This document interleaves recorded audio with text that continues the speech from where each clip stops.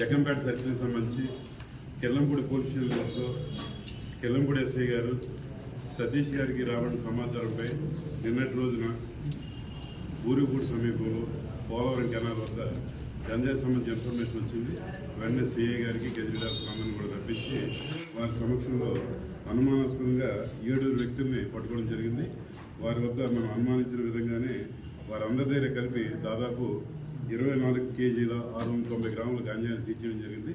ఈ 24 కేజీల 690 గ్రాములు కూడా 12 ప్యాకెట్లో ఉంది. జనరల్ ఏంటంటే వీళ్ళు మీ అందరికీ తెలిసిన విషయం, ఈ 2 కేజీలకి ఇటువంటిగా ఉంటాయి ప్రతి ప్యాకెట్. ఆ రకంగా 12 ప్యాకెట్లు లెక్క వేసి ఈ రకంగా వచ్చింది. ఈ రకంగా మేము ఇది చేయగలిగామంటే కాకినాడ జిల్లా ఎస్పీ గారు శ్రీ జి బిందుమాల ఐపీఎస్ వారు, అలాగే మాకు ఈ గంజా కేసు అన్నింటిలో కూడా ప్రభుత్వం వారు ఏర్పాటు చేసిన ఈగిల్ డిపార్ట్మెంట్ ఏదైతే ఉందో ఆ డిపార్ట్మెంట్ వారు కోఆపరేట్ చేస్తున్నారు.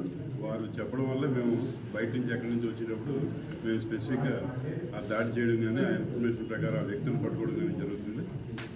అయితే ఈ 7గురిలో ఒకటో వ్యక్తి ఎవరైతే A1 ఉన్నాడో నకుల్ సింగ్ అని చెప్పేసి, ఆయన యాక్చువల్గా మన రాష్ట్రమేం కాదు కానీ ఉక్కంపేట ఏరియాలో సెటిల్ అయిపోయాడు.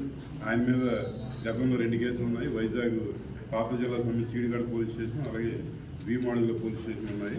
అలాగే మిగిలిన ముద్దాల మీద కూడా కేసులు ఉన్నాయి. ఎవరైతే జంప దుర్గాప్రసాద్ ఉన్నాడో ఆయన మీద రంపచోడంలో కేసు ఉంది. అలాగే స్వామి అని ఆయన ఉన్నాడు, పి స్వామి అని చెప్పేసి, ఆయన మీద కూడా పెద్దపురం పోలీస్ స్టేషన్లో కేసు ఉంది. అలాగే రాజేష్ అనే వ్యక్తి ఉన్నాడు, ఆయన మీద తిమ్మాపురం పోలీస్ స్టేషన్లో కేసు ఉంది.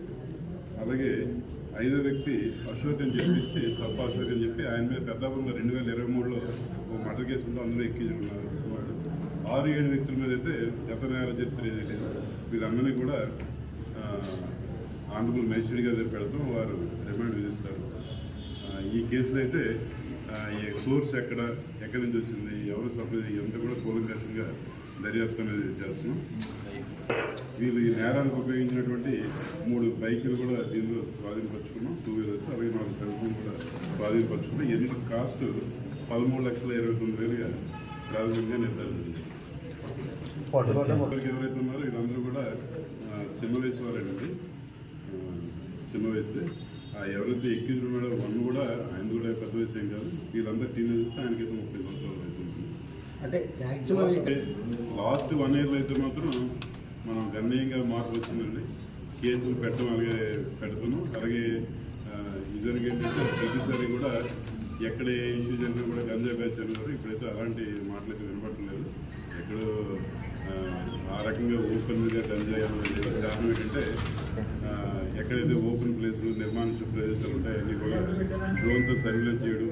ప్రతిరోజు కూడా జిల్లా ఎస్పీ గారు శ్రీ జి బిందుమాల ఐపీఎస్ వారు చెప్పిన విధంగా ఈ వాటి మీద ప్రత్యేకంగా దృష్టి పెట్టడం వల్ల అదైతే కొంత తగ్గిందండి. ముఖ్యంగా ఈ కేసులన్నీ కూడా మనం గమనించాల్సిన విషయం ఏంటంటే, మనకి దాదాపు ఒక 76 కిలోమీటర్ల స్ట్రెచ్ ఈ నేషనల్ హైవే ఉంది. ఈ నేషనల్ హైవే ఉండడం వల్ల మంది ముఖ్యంగా గంజాయి కేసులు ఏంటంటే సోర్స్, డెస్టినేషన్ అని చెప్పి 2 ఇంపార్టెంట్ పాయింట్. సోర్స్ అంటే అసలు ఎక్కడి నుంచి స్టార్ట్ అయ్యింది, డెస్టినేషన్ అంటే అసలు ఎక్కడికి వెళ్తుందని చెప్పేసి. అయితే ఈ సోర్స్ అయితే అసలు మన దగ్గర లేదు, అసలు డెస్టినేషన్ కూడా మన దగ్గర లేకుండా చేయాలని చెప్పి మన ప్రయత్నాలు.